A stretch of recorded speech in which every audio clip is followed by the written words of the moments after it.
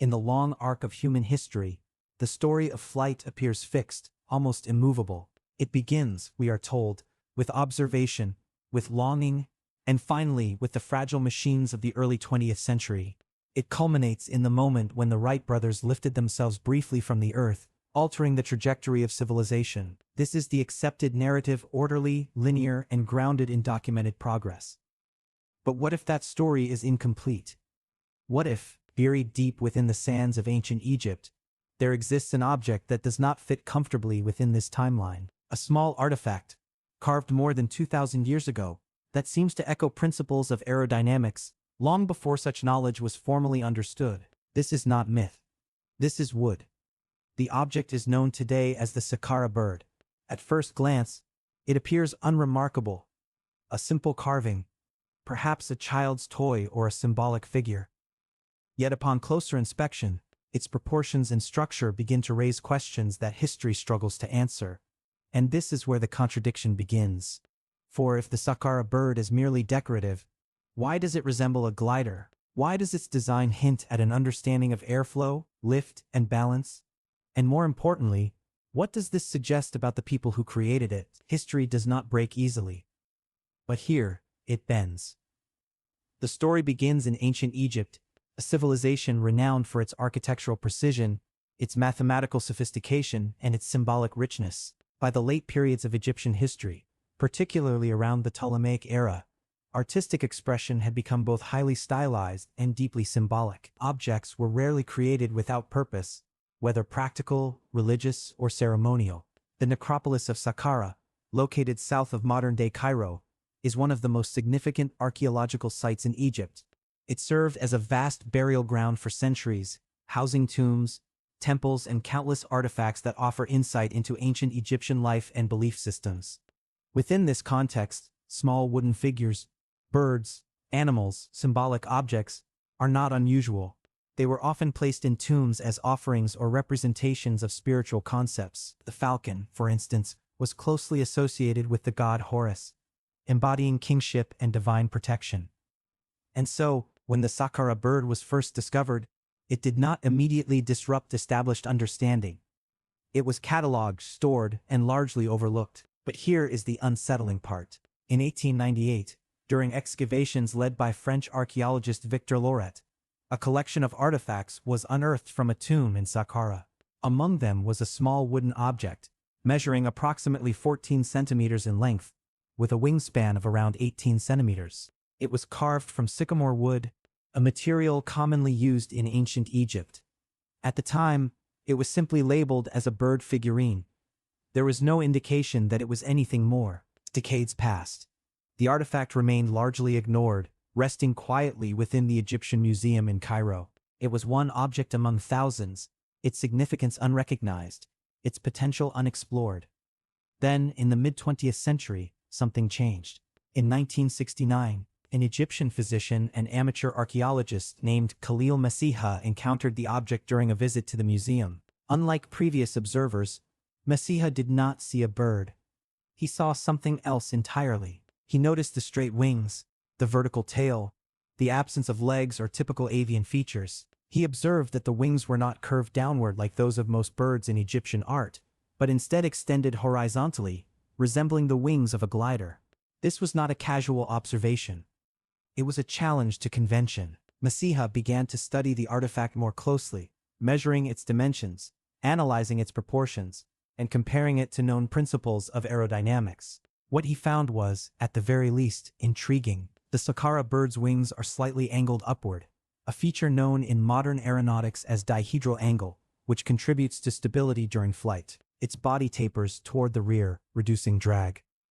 The vertical tail, though lacking a horizontal stabilizer, suggests an attempt to maintain directional control. These are not random features. And this is where the tension deepens. If the artifact was purely symbolic, why incorporate such characteristics? Why design a figure that aligns, even loosely, with aerodynamic principles? Was this coincidence, or was it intentional? Masiha proposed a controversial idea, that the Saqqara bird was not a bird at all, but a model of a flying machine, specifically a glider. This interpretation was met with skepticism, as one might expect. The academic community, grounded in established evidence, was cautious. After all, there is no documented proof that ancient Egyptians possessed the technology or knowledge required to achieve controlled flight. But the questions persisted. Subsequent analyses sought to evaluate Messiha's claims more rigorously. Researchers constructed replicas of the Saqqara bird, testing their ability to glide. Some experiments suggested that, with minor modifications, such as the addition of a horizontal tailplane, the model could achieve stable flight. However, the original artifact lacks this feature. And here lies a critical point. Without a horizontal stabilizer, the Saqqara bird, as it exists, would likely be aerodynamically unstable. It might glide briefly, but it would struggle to maintain controlled flight. This has led many scholars to conclude that the object was not intended as a functional flying model. Instead, they argue, it is a stylized representation, perhaps of a bird, perhaps of a symbolic concept, crafted within the artistic conventions of its time.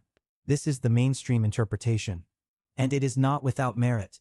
Ancient Egyptian art often prioritized symbolic meaning over realistic depiction. Objects were designed to convey ideas, not to replicate physical reality with precision. The absence of legs, for instance, may simply reflect stylistic choices rather than functional intent.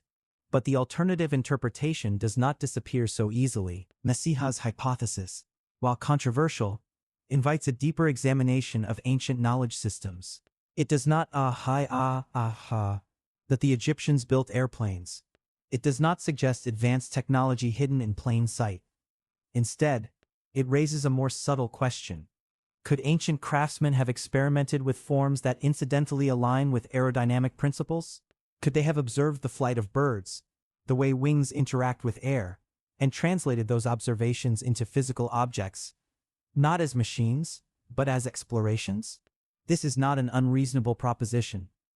Human curiosity is not bound by modern timelines. Observation, experimentation, and imitation are as old as humanity itself.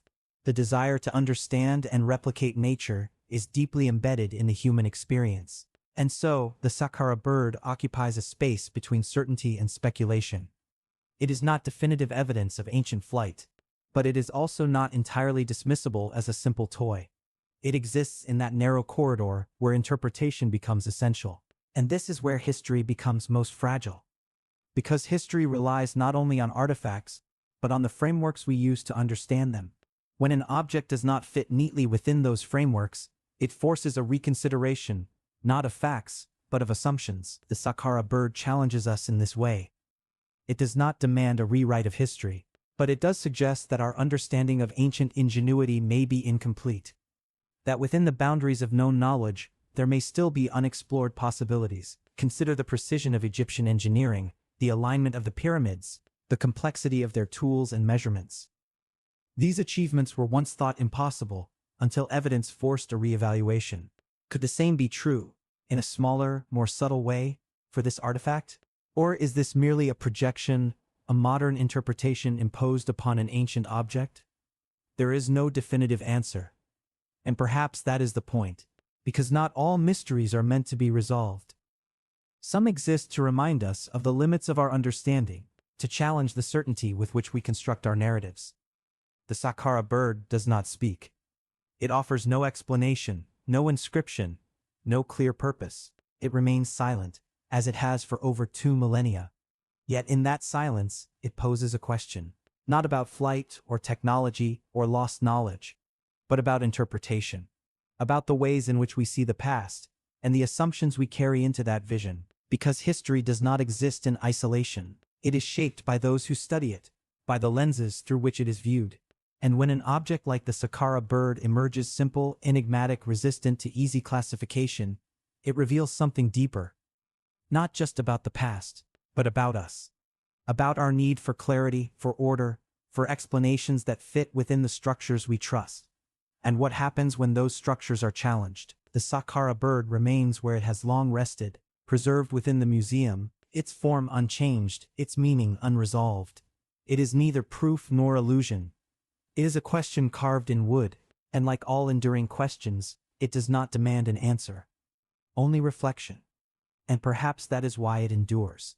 Because in a world where so much of the past has been categorized, labeled, and explained, Objects like the Saqqara Bird resist finality.